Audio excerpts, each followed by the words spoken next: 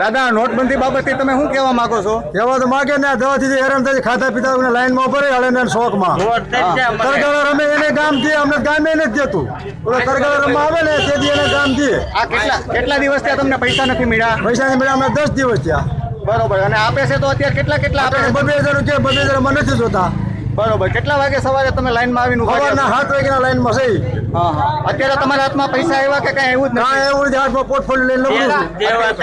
અત્યારે કેટલા વાગ્યા તમારે? અત્યારે કેટલા 65 થઈ ગયા.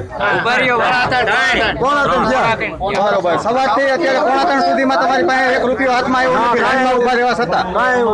બરોબર. તો તમે સરકારને શું કહેવા માંગો છો? સરકાર મેં કહે ખેડૂતને અઠવાડિયે 24,000 નું લખાણ છે, અમને અઠવાડિયે 24,000 રૂપિયા આપે. આપણી બ્રાન્ચમાં 24,000 આપણી બ્રાન્ચમાં છાપવામાં આવે છે, 10 આપતા નથી.